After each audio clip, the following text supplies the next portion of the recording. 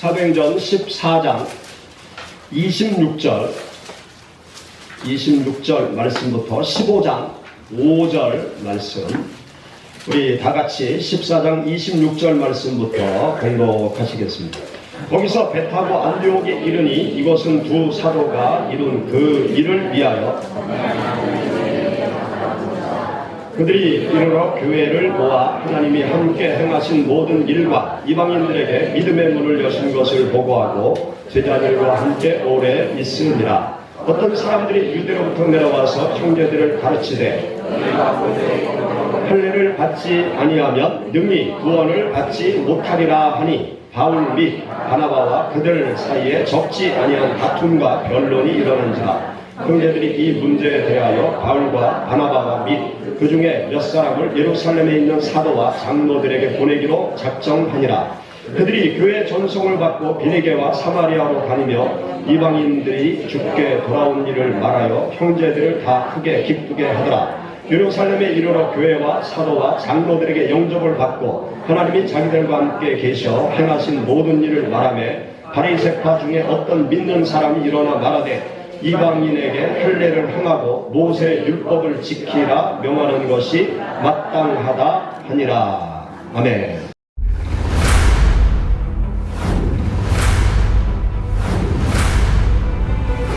소라까지 같이 먹을 정도로 공유를 하자.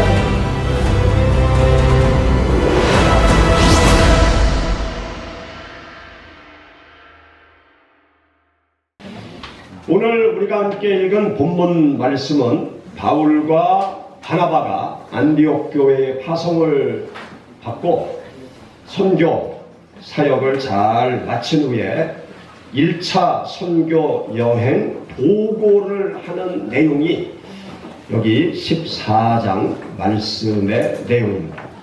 이 말씀을 보면 바울과 바나바가 선교 보고를 하는데 두 가지 중요한 보고를 합니다.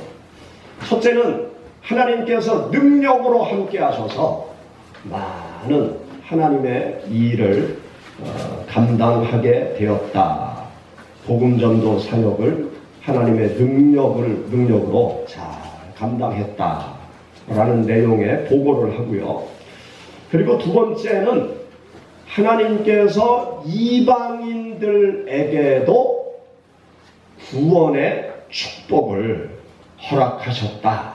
이방인들에게도 구원의 문을 활짝 열어주셨다. 그래서 나는 이방인들이 예수 그리스도를 믿는 구원의 역사가 나타났다. 그렇게 보고를 하게 되어집니다. 그 말씀이 26절, 27절의 말씀인데요. 우리 다시 한번 26절, 27절 읽어보시죠. 거기서 배 타고 안디옥에 이르니 이곳은 두 사도가 이룬 그 일을 위하여 전에 하나님의 은혜에 부탁하던 곳이라. 그들이 이르러 교회를 모아 하나님이 함께 행하신 모든 일과 이방인들에게 믿음의 문을 여신 것을 보고하고. 아멘. 오늘 우리가 함께 읽은 본문 말씀을 담고 있는 사도행전 말씀은 기독교 초창기 때 어떻게 복음이 이스라엘에서 시작해서 로마, 유럽 전역으로 복음이 전파되어져 갔는지를 기록해 놓고 있는 것이 사도행전 말씀입니다. 예루살렘으로부터 시작된 복음 전파의 역사는 사마리아 지역을 거치고 지금의 터키 안디옥 땅을 거쳐서 당시 지중해 연안 대부분의 영토를 통치하고 있었던 로마 지역까지 복음이 전파되어져 갑니다. 예수님은 제자들에게 어떤 명령을 하셨는가 하면 세상 모든 민족을 제자로 삼아라. 세상 모든 사람들에게 복음을 전파하라. 그렇게 예수님께서 명령하셨어요. 마가복음 16장 15절 말씀에 보면 너희는 온 천하에 다니며 만민에게 복음을 전파해라. 그렇게 예수님께서 명령하셨습니다.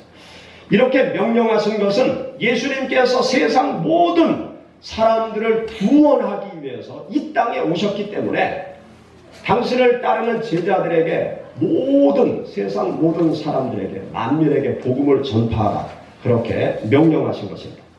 사도행전 말씀을 보면 이러한 하나님의 마음을 우리는 사도행전 말씀을 통해서 알 수 있어요. 하나님께서 얼마나 세상 모든 사람들이 구원받기를 원하시는지 하나님의 간절한 마음을 우리는 사도행전 말씀을 통해서 알 수 있습니다. 하나님의 마음, 예수 그리스도의 마음, 성령님의 마음, 복음이 땅끝까지 전파되어서 세상 모든 사람들이 구원받기를 원하는 것이 하나님의 마음이었어요. 예수님께서 지상에 계실 때 마지막으로 하신 말씀, 그 말씀은 사도행전 1장 8절의 말씀입니다. 예수님께서 십자가 죽음의 길로 걸어가시고 3일 만에 다시 부활하시고, 그리고 40여일 동안 부활하신 주님께서 흩어진 제자들을 일일이 다 찾아다니면서 다시 그들을 다 불러 모으시고 감람산에서 제자들이 보는 앞에서 하늘로 승천에 올라가시기 직전 제자들에게 하신 말씀, 그 말씀이 사도행전 1장 8절의 말씀인데요. 우리 사도행전 1장 8절 찾아서 읽어보시죠.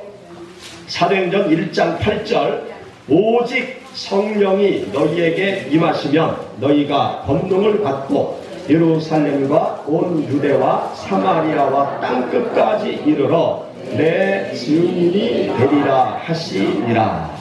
너희는 예루살렘을 떠나지 말아라. 내가 하늘로 올라간 후에 예루살렘을 떠나지 말고 아버지께서 약속하신 성령을 받기 위해서 하나님 앞에 기도해라. 그렇게 주님께서 말씀하십니다. 그러면서 성령이 임하면 너희가 권능을 얻게 될 것이고 너희가 사마리아와 땅끝까지 이르러 나의 증인이 될 수 있을 것이다. 그렇게 주님께서 말씀하셨어요. 성령이 임하면 성령에 이끌려 땅끝까지 찾아가서 증인의 삶을 살 수 있을 것이다. 그렇게 말씀하신 것이죠. 하나님의 마음, 예수 그리스도의 마음은 성령에 이끌려 땅끝까지 가서 복음의 증인이 되는 것이 하나님의 마음이요 예수 그리스도의 마음이었던 것입니다. 하나님의 마음은 세상 모든 나라 사람들이 예수님을 믿고 구원받는 것, 그것을 사도행전 말씀이 우리들에게 잘 가르쳐주고 있어요. 사도행전 말씀 가운데 중요한 사건들이 많이 나오는데 그 중요한 사건들을 우리들이 가만히 묵상을 하면 하나님께서 얼마나 세상 모든 민족을 구원하기를 간절히 원하셨는지 그 하나님의 마음을 우리는 알 수 있습니다. 사도행전 2장 말씀 가운데 보면 주님의 말씀을 마음에 담고 예루살렘 마가의 다락방에 120여 명의 주님을 따르는 무리들이 10여일 동안 간절히 기도하고 성령 받기를 위해서 간절히 기도해요. 그리고 그들에게 성령이 강림하시죠. 급하고 강한 바람 같은 소리, 불 같은 하나님의 은혜가 그들에게 임하면서 어떤 기적의 역사가 나타나는가 하면 예수님의 제자들이 120여 명의 주님을 따르는 무리들이 외국어를 배우지도 아니했는데 외국어로 기도하는 놀라운 기적의 사건이 벌어져요. 120여 명의 주님을 따르는 무리들이 유대말로 기도하다가 어떤 사람은 이집트말로 기도하기 시작하고 어떤 사람은 헬라말로 기도하기 시작하고 어떤 사람은 페니키아말로 기도하기 시작하고 어떤 사람들은 바빌로니아 말로 기도하기 시작하는 아주 희한한 일이 벌어져요. 여러분 생각해 보세요. 우리가 기도하는데 갑자기 우리 학생들이 러시아 말로 막 기도하기 시작하는 거예요. 그런데 내 옆에 보니까 할머니 권사님이 프랑스 말로 유창하게 막 기도를 하는 거예요. 그런데 저 뒤에 보니까 어떤 집사님이 영어로 막 기도하는 거예요. 여러분, 깜짝 놀랄 만한 일이 벌어진 것이 아닙니까? 마가의 다락방에서 이런 기적의 역사가 일어날 때 그 예루살렘에 수많은 사람들이 유럽 전역에서 세계 각지에서 모여들었어요. 왜 모여들었느냐? 유대인들의 명절 6월절 절기를 예루살렘 성전에서 지키기 위해서 수많은 사람들이 전국 전 세계에서 모여들었어요. 그러면 이스라엘 사람들은 옛날부터 어떤 풍습이 있었는가 하면 6월절 절기를 지키기 위해서 1년에 3번 절기를 지키기 위해서 예루살렘으로 모여오면 예루살렘에 살고 있는 사람들이 자기 집을 기꺼이 개방을 해줘요. 아주 저렴한 비용을 받고 기꺼이 집을 개방하는 거예요. 여기 마가의 다락방, 이 마가의 집, 엄청나게 큰 집이었는데 그 집에도 세계 각처에서 몰려온 6월절 절기를 지키기 위해서 몰려온 수많은 사람들이 그 집에 있었던 거죠. 그리고 그 사람들이 그 기적의 광경을 목도하게 된 것입니다. 그러면서 그들 가운데 많은 사람들이 그 기적의 사건을 보고 예수 그리스도를 믿게 돼요. 예수 그리스도를 믿고 그들이 자기들의 나라로 살던 곳으로 다시 로마로 돌아가고 이집트로 돌아가고 바빌로니아로 돌아가고 페니키아로 돌아가고 자기들이 사는 곳으로 다 돌아갑니다. 그리고 제자들이요, 바울이 로마에 가기 전에 벌써 로마에 가정교회가 세워졌어요. 그 로마의 가정교회가 언제 세워졌느냐? 가만히 연구해 보면요, 오순절 이 사건을 계기로 예수 그리스도를 믿는 사람들이, 로마에서 온 사람들이 예수님을 믿게 된 거예요. 그리고 돌아가서 가정교회를 그들이 이루어서 벌써 바울이 가기 전에, 베드로가 가기 전에 로마 안에 기독교인들이 많아진 그러한 현상을 우리는 알 수 있습니다. 제자들보다 하나님께서, 성령님께서 더 적극적으로 선교의 역사를 시작한 것을 우리는 성경에서 보게 됩니다. 또 성경 말씀을 읽어가다 보면 빌립 집사님이 있어요. 빌립 집사님이 계셨는데 어느 날 하나님 앞에 기도하는데 하나님께서 빌립 집사님에게 말씀하시는 거예요. 저 이집트로 내려가는 광야길로 가라. 그렇게 하나님께서 말씀하십니다. 그래서 하나님의 명령을 쫓아서 이집트로 내려가는 광야, 사람이 전혀 다니지 않은 광야길로 가게 됩니다. 그런데 거기 가서 보니까 사람이 전혀 다니지 않는 광야길인데 거기에 엄청난 사람 행렬이 지나가는 거예요. 그런데 하나님께서 말씀하세요. 가까이 다가가서 보니까 에티오피아 재무부 장관이 이스라엘의 사신으로 왔다가 자기 나라로 돌아가는 길에, 그런데 이 사람이 마차에 타서 구약 성경을 읽고 있어요. 그런데 그 뜻을 알지 못하는 거예요. 그때 빌립 집사님이 그 말씀을 해석해 주면서 그에게 예수 그리스도의 복음의 말씀을 전합니다. 그리고 그가 침례를 받고 자기 나라 에티오피아로 돌아가요. 이 에티오피아는요, 지금 기독교 국가예요. 기독교 국가로 수많은 국민의 대부분이 예수 그리스도를 믿는 기독교 국가로 지금까지 기독교 국가로 남아있습니다. 그 기독교 국가의 뿌리를 어디에서 볼 수 있느냐? 빌립 집사님이 그들에게 복음의 말씀을 전하기 시작한 거예요. 성령님께서 제자들이 움직이기 전에 강력하게 세상 모든 민족을 향한 구원의 역사를 이루어 가신 것입니다. 하나님의 구원의 역사는요, 유대 땅에만 머무르지 아니했어요. 유대인들에게만 머무르지 아니했어요. 하나님의 구원의 역사는 제자들이 이방인의 땅으로 가기 전부터 하나님의 구원의 역사가 이미 시작되어진 것을 사도행전 말씀을 보면 알 수 있습니다. 하나님의 마음은 세상 모든 사람이 구원을 받는 거예요. 세상 모든 영혼을 구원하고자 하는 것이 아담 하와의 타락 이후 태초부터 지금까지 계속되어지는 하나님의 마음인 것입니다. 그런데 성경 말씀을 보면 이런 하나님의 마음과는 달리 유대인 그리스도인들, 즉 예수 그리스도의 12 제자들을 비롯해서 마가의 다락방에서 기도하던 120여 명의 성도들, 그들에 의해서 전도받은 많은 유대인 그리스도인들은요, 하나님의 마음과는 좀 다른 생각을 가지고 있었어요. 어떤 생각을 가지고 있었느냐? 유대인들만 구원하기 위해서 예수님이 오셨다. 그런 잘못된 생각을 가지고 있었습니다. 그러면서 유대인 그리스도인들은 자기들만 구원을 누리려고 했던 것을 우리는 사도행전 말씀을 통해서 알 수 있어요. 이것은요, 마귀의 회방이에요. 하나님께서 온 인류를 구원하고자 하는 하나님의 구원의 계획을 망치려고 하는 마귀의 회방입니다. 오늘 우리가 함께 읽은 본문 말씀에도 이러한 마귀의 회방이 나타나고 있는데요. 본문 말씀 15장 1절 여러분 다시 한번 보시기 바랍니다. 본문 말씀 15장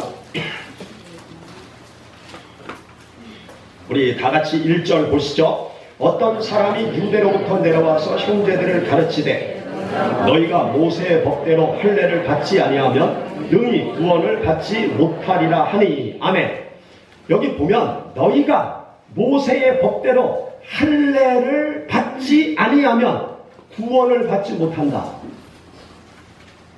안디옥 교회의 유대로부터 온 그리스도인들이 하는 말이에요. 모세의 율법은요, 할례를 받아야 유대인 백성이 되는 거예요. 할례를 받지 않으면 유대인 혈통을 가져서도 유대인이 아니에요. 또 할례를 받으면 이방 사람들도 유대인으로 취급받을 수 있어요. 그 말을 지금 하는 거예요. 유대인 그리스도인들이 너희가 할례를 받아서 유대인이 되어야 구원을 받을 수 있다. 예수 그리스도를 믿는 것으로 구원을 받는 것이 아니고 너희가 유대인으로서 예수 그리스도를 믿어야 구원을 받는 거다. 지금 그 말을 하고 있는 것입니다. 모세의 율법대로 할례를 받아야 구원을 받는다는 이 말이 말이나 됩니까? 율법을 지켜야 구원 받는다고 이방 그리스도인들을 향해서 말하는 유대인 그리스도인들, 지금 정신 나간 말을 하는 거죠. 제자들을 비롯한 유대인 그리스도인들은요, 예수님은 유대인들만 구원하기 위해서 오셨다. 유대인들만 구원하기 위해서 십자가에 죽으셨다. 그렇게 생각을 하고 있었어요. 이것은 잘못된 생각이죠. 그들이 주님의 그 구원의 복음을 오해하고 있는 것입니다. 그래서 그들은요, 유대 땅을 떠나지 않았고 유대 땅에서만 복음의 말씀을 전하려고 했어요. 이방인들에게는 복음을 전하지 않으려고 했어요. 그리고 유대인들만 찾아다니면서 그들이 복음을 전했어요. 사도행전 11장 말씀 가운데 보면 예루살렘에 있던 유대인 그리스도인들이 핍박을 피해서 안디옥 지역으로 도망을 가요. 그런데 성경 말씀을 가만히 읽어보면 아주 화가 내요. 한번 여러분 찾아보세요. 사도행전 11장 19절.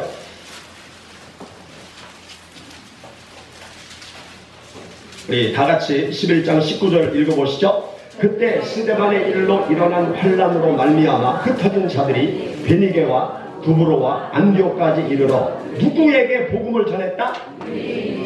유대인에게만. 이방 사람들은 사람도 아니에요. 구원받을 대상도 아니에요. 유대인 그리스도인들이 누구에게만 복음을 전해요? 유대인에게만 복음을 전하는 아주 희한한, 초기 기독교인들의 아주 희한한 모습을 보게 되었습니다. 사도행전 10장에 보면 또 베드로 사도, 유대인 그리스도인들뿐만이 아니라요, 초기 기독교의 수장이었던 베드로도 똑같은 생각을 가지고 있었어요. 사도행전 10장 말씀은 고넬료 로마 중대장의 집에 신방 가서 베드로가 하는 말에 여러분 사도행전 10장 25절부터 우리 같이 읽어보시죠. 마침 베드로가 들어올 때 고넬료가 맞아 발 앞에 엎드려 절하니 베드로가 일으켜 이르되 일어서라 나도 사람이라 하고 더불어 말하며 들어가 여러 사람이 모인 것을 보고 이르되 유대인으로서 이방인과 교제하며 가까이 하는 것이 위법인 줄을 너희도 알거니와 하나님께서 내게 지시하사 아무도 속되다 하거나 깨끗하지 않다 하지 말라 하시기로 부름을 사용하지 아니하고 왔노라. 묻노니 무슨 일로 나를 불렀느냐. 여러분 이 말씀을 가만히 여러분 생각을 해보세요. 내가 고넬료다. 내가 고넬료인데 베드로가 우리 집에 신방을 왔어요. 신방을 와서 간절히 기도를 해주는 것이 아니라 이상한 말을 해요. 나를 왜 신방 오라고 불렀습니까? 나는 유대인인데 당신과 같은 로마 사람들, 이방 사람들하고 상종도 하지 않는 걸 알지 않습니까? 그런데 하나님이 가라고 해서 내가 할 수 없이 왔는데 왜 나를 불렀습니까? 여러분들이 고넬료라고 그러면 무슨 마음이 들겠어요? 기분이 어떨까요? 기분이 싹 나빠지겠죠. 싹 나빠지면서 아니 무슨 말을 해도 저렇게 하나. 아니 내가 우리 집에 와서 신방 해달라고 그랬는데 이상한 말을 하는 목사님이네. 제가 목회하면서 보니까 성도들이요, 아니 설교하는데도 시험이 들더라고요. 아니 제가 설교하는데 누구를 콕 찍어가지고 말씀의 방맹이로 두들겨 패려고 설교 준비를 한 것도 아니에요. 그냥 설교 중에 본인한테 마음에 찔리는 메시지가 선포되어지는 거죠. 그러면 회개하는 게 옳지 않아요? 그런데 목사님이 나를 공격한다고 그러면서 시험에 드는 성도들도 있더라고요. 그러면서 교회 안 나온대요. 다른 교회 간대요. 교회가 시온교회밖에 없느냐고, 목사가 대한민국에 장기정 목사밖에 없느냐고. 그러면서 다른 교회 가고 다른 목사 찾아가는 성도들도 있더라고요. 그거에 대해서 어떻게 생각하십니까? 올바르다고 생각해요? 잘못됐다고 생각해요? 아니 올바르요? 대답이 없으십니까? 아니 여기 베드로가 고넬료한테 이렇게 말하면 시험에 들 것 같아요? 안 들 것 같아요? 야, 여러분들은 시험에 안 들 줄 믿습니다. 제가 어떤 설교를 해도 시험에 안 들 줄 믿습니다. 정말 기분 나쁘잖아요. 고넬료가 로마의 장교 아니에요. 장교 명색이. 그리고 이스라엘을 식민지 통치하는 로마의 장교. 얼마나 자부심과 자만심이 강하겠습니까? 그런데 함부로 이 식민지 통치를 받는 유대인이 아주 건방진 말을 지금 하는 거 아니에요. 정말 기분 나쁘죠. 베드로는요, 이방인들을 상종하려고 하지 않았어요. 이방인들에게 예수 그리스도의 복음의 말씀을 증거하려고 하지 않았어요. 왜? 예수님은 유대인들만 구원하기 위해서 왔다. 그렇게 확신하고 있었어요. 그렇게 확신하던 이 베드로의 잘못된 생각, 산산이 부서지는 광경이 여기 사도행전 10장 말씀 가운데 나타납니다. 그것도요, 성령님께서 역사하시는 그 광경을 보고 베드로가 깜짝 놀라요. 여러분 10장 44절부터 46절 우리 다 같이 읽어보시죠. 베드로가 이 말을 할 때에 성령이 말씀 듣는 모든 사람에게 내려오시니 베드로와 함께 온 할례 받은 신자들이 이방인들에게도 성령 부어주심을 말미암아 놀라니 이는 방언을 말하며 하나님 높임을 들음이로라. 여기 보면 베드로와 함께 온 할례 받은 신자들, 할례 받은 그리스도인들이 깜짝 놀랐어요. 아니 이방인들도 성령의 은혜를 받네. 이방인들에게도 우리에게 임했던 성령의 역사가 임하네. 이게 어떻게 된 거야? 하나님이 우리만 살아가고 우리만 구원하고 예수님께서 우리에게만 성령을 주시는 줄 알았는데 하나님께서 이방인들에게도 생명을 부어주시네. 완전히 망치로 두들겨 맞. 그들의 잘못된 편견의 아집이 와장창 무너지는 순간이 여기 사도행전 10장 45절. 여기에서 무너지지 않았으면요, 우리 기독교는 유대인들의 기독교로 그냥 남았을 거예요. 하나님께서 강력하게 초기 기독교인들의 잘못된 생각을 산산히 부서뜨리는 광경이 여기 10장에 나오는 것입니다. 여러분 11장 가보세요. 11장 17절 18절 우리 다같이 읽어보시죠.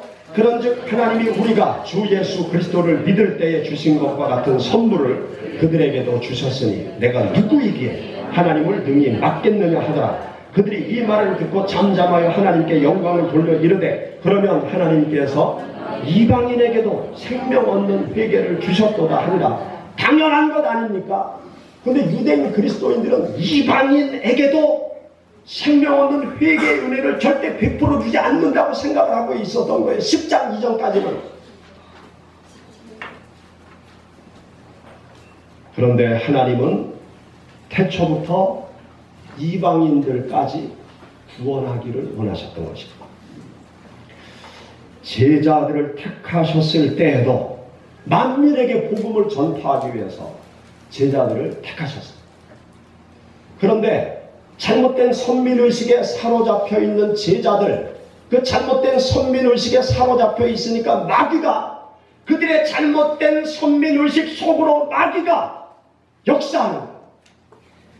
예수 그리스도를 믿어도요, 마귀의 도구가 될 수 있어요. 내 생각에 사로잡히고 내 욕심에 사로잡혀 있으면 예수 그리스도의 이름을 높이 외치고 십자가를 들어도 마귀의 도구가 될 수 있다니까요. 그런 일들을 여러분 얼마나 많이 봅니까? 교회에 다니면서 마귀의 앞잡이 노릇을 하는 이상한 인간들, 매스컴에 나와서 떠드는 그 이상한 인간들 많잖아요. 우리 주위에 예수 그리스도의 이름으로 마귀 짓을 하는 사람들이 얼마나 많습니까? 내 생각, 내 욕심, 내 아집에 사로잡히면 마귀의 도구가 될 수밖에 없어요. 우리가 하나님을 믿을 때 하나님의 마음을 제대로 알아요. 주님의 제자들은 하나님의 마음을 제대로 몰랐어요. 그들의 색안경을 끼고 예수님을 바라보니까 주님께서 세상 모든 영혼을 구원하러 이 땅에 오신 그 주님의 마음을 몰랐어요. 주님께서 모든 만민에게 복음을 전파하라고 그렇게 말씀하셨는데도, 땅 끝까지 복음을 증거하라고 말씀하셨는데도 그들은 주님의 마음을 몰랐어요. 그러니까 마귀가 그들의 전도 활동을 회방하면서 유대인에게만 골라서 복음을 계속 전했던 것입니다. 전도 활동이 있는 곳에 늘 강력한 마귀의 회방이 있어요.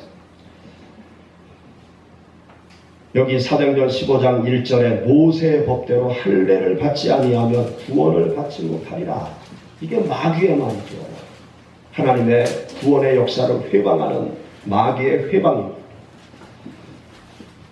하나님께서는 지금도 세상 모든 사람들을 구원하기를 원하세요. 여러분들과 저를 통해서 아직도 예수 그리스도를 믿지 아니하는 많은 사람들을 구원하기를 원하고 계세요. 저 사람은 안 돼! 그렇게 생각하는 사람까지 구원하기를 원하는 것이 하나님 아버지의 마음입니다. 그런데 우리가 복음을 증거하려고 하면 마귀가 계속 우리를 공격해요. 우리를 회방해요. 어떻게 해서든지 복음을 적극적으로 담대하게 전하지 못하게 하려고 마귀가 여러 방법을 통해서 우리를 공격합니다. 여러분 한번 냉철히 우리 한국의 상황을 생각해 보세요. 우리 기독교를 향한 세상 사람들의 생각, 그 생각을 한번 가만히 살펴보세요. 이 종교 통계를 보면요, 우리 기독교를 이제 천주교, 개신교 이렇게 나누죠. 그리고 기타, 불교 외에 기타 종교가 있어요. 그런데 이 종교 통계를 보면 불교 인구가 옛날보다 지금 올라가고 있어요. 그리고 천주교인 숫자도 계속 올라가고 있어요. 그런데 우리 개신교 숫자는 급락하고 있어요. 개신교 숫자가 폭폭 줄어가고 있어요. 그럼 개신교 신자들이 어디로 가느냐? 천주교로 많이 가요. 천주교. 또 믿지 않는 사람들이 천주교로 많이 가요. 그러면서 개신교는 아주 세상 모든 사람들의 껌딱지가 돼가지고 잘근잘근 씹히고 있어요. 막 세상 사람들이 두들겨 패고 있어요. 막 목사를 두들겨 패고 교회들을 두들겨 패고 막 예수 그리스도 믿는 사람들을 세상 사람들이 잘근잘근 씹고 있단 말이에요. 그것이 지금의 상황이에요. 예수 그리스도 믿고 교회 다니는 것을 자랑스럽게 세상 사람들에게 말하기가 두려운 그런 분위기예요. 내가 목사입니다. 그렇게 당당스럽게 이야기하기가 부끄럽게 되어진 그 분위기가 지금 현재 한국의 분위기예요. 이런 상황 속에서 전도한다. 예수님 믿는 사람들조차도 우리들조차도 전도가 될까? 그런 생각을 가질 그런 분위기예요. 누가 막 적극적으로 예수님 믿으라고 길거리에서 전도하면 예수님 믿는 사람들이 먼저 아이고 왜 저렇게까지 할까? 그렇게 얘기하는 상황이란 말이죠. 그리고 예수 그리스도 믿는 성도들은 어때요? 이 외부적인 상황이 그렇게 우리 개신교를 그렇게 나쁜 부정적인 측면에서 계속 공격하고 바라보니까 예수 믿는 사람들끼리 뭉쳐서 교회 안에서 하나님의 축복을 누리면서 스스로 엘리트 의식을 만들어 가지고 기독교인들끼리 교류하면서 있는 게 지금 한국 교회의 현실. 여러분, 마귀는요, 이런 상황 속에서 마귀는 우리들을 공격해요. 어떻게 공격합니까? 복음 전파를 주저하도록, 복음 전파를 다음으로 미루도록 만들어요. 담대하게 복음의 말씀을 전파하는 것에 대해서 두려운 마음을 갖게 만듭니다. 이런 상황 속에서도 우리는 계속 예수 그리스도의 복음의 말씀을 세상 영혼들을 향하여 외쳐야 될 줄로 믿습니다. 여러분, 우리 한국 기독교의 역사를 보면은요, 조선시대 초창기 복음 전파의 상황은 더 어려웠어요. 예수 믿으면 잡아다가 죽여버리는 그러한 상황 속에서도 계속 복음의 말씀을 증거해서 이 땅에 기독교가 뿌리를 내린 거예요. 세상 사람들이 아무리 핍박을 해도 부정적인 요소를 들춰내서 욕을 해도 그래도 우리는 복음을 계속 증거해야 돼요. 옆에 있는 불신 영혼들에게 내가 믿는 예수 그리스도 믿고 제사함받고 영원한 천국에 가도록 예수 그리스도의 복음의 말씀을 증거해야 돼요. 핍박이 와도 분위기가 안 좋아도 우리는 계속 복음을 증거해요. 여러분, 미션이라는 영화 보신 분들 많이 계시죠? 거기 보면 거대한 폭포 위에 사는 부족에게 복음을 증거하기 위해서 예수의 소속 선교사들이 그 폭포 위로 올라가 제비를 뽑고 기도하고 올라가. 며칠 지나면 시체가 돼서 떠내려. 그러면 또 다른 선교사가 기도하고 또 그 위로 올라가. 며칠 후에 또 시체가 돼서 떠내려와. 그러면 기도하고 올라가서 죽고 그러면서 음악을 통해서 음악을 좋아하는 그 부족을 전도하자. 우리 기독교의 복음 전파의 역사는 그런 거예요. 환난과 핍박 속에서 늘 복음을 전파했고 환난과 핍박 속에서 뿌리를 내리고 사디찬 대지를 뚫고 새싹이 올라와 꽃을 피우듯이 꽃샘 추위 속에서 꽃을 피우듯이 우리 기독교는 그렇게 지금까지 흘러왔습니다. 지금의 모든 상황이 어렵고 힘들어도 이 상황 속에서 우리는 복음의 씨앗을 계속 뿌려야 돼요. 예수 그리스도 믿지 않는 성도들에게 복음을 전파해야 돼요. 우리 시온교회가 여기 수정 아파트 여기 상가에 왜 있느냐? 복음을 전하라고 하나님께서 이곳에 세워놓으신 거예요. 여기 얼마나 많은 사람들이 아직도 예수님을 믿지 않습니까?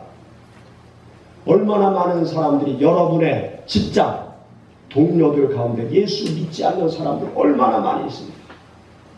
여러분들의 일가 친척 가운데 예수님을 믿지 않는 분들이 얼마나 많이 아직도 있습니까? 나의 삶의 자리가 선교지다. 그 생각을 가지고 날마다 우리는 복음의 말씀을 전파하면서 하루하루 살아가요. 힘들고 어려워도 우리는 복음을 전파해야 돼요. 우리가 하나님을 모시고 계시잖아요. 우리 안에 계신 하나님, 하나님의 마음은 전도하는 거예요. 한 영혼을 구원하는 거예요. 여러분들이 생활하면서 마음속에 불현듯 누구에게 복음을 전하고 싶은 생각이 든다. 아, 누구에게 예수님을 전해야 되겠다. 누구에게 교회 가자고 얘기해야 되겠다. 그런 마음이 들면요, 여러분 그 마음이 하나님의 마음이라고 믿으시기 바랍니다. 100% 하나님의 마음이에요. 그 마음을 누가 갖게 하겠어요? 그 마음을 누가 주겠어요? 하나님께서 여러분 안에 계신 성령님께서 여러분에게 말씀하시는 거예요. 누구에게 복음을 전해라. 그 마음이 들면 열일 제쳐두고 밥 사주면서 전도하세요. 커피 사주면서 전도하세요. 빵 사주면서 전도하세요. 열일 제쳐두고 공부하다가도 아이스크림 사가지고 가서 전도를 하세요. 그러면 성령님께서 여러분들을 통해서 일하시는 것을 경험할 수 있습니다. 하나님의 마음은 여러분을 통해서 여러분들의 삶의 자리에서 복음을 전하기를 원하시는 것입니다. 우리는 항상 나의 삶의 자리가 선교지다. 나의 삶의 자리에서 나는 복음을 오늘도 전파한다. 그 믿음의 생각을 가지고 여러분들이 하루하루 살아가시기를 바랍니다. 우리 한번 따라해 보시죠. 나의 삶의 자리가 선교지다. 그렇게 믿으십니까? 아멘. 나의 삶의 자리에서 복음을 전파한다. 아멘. 여러분들의 삶의 자리에서 날마다 복음을 전파하시기를 축원합니다.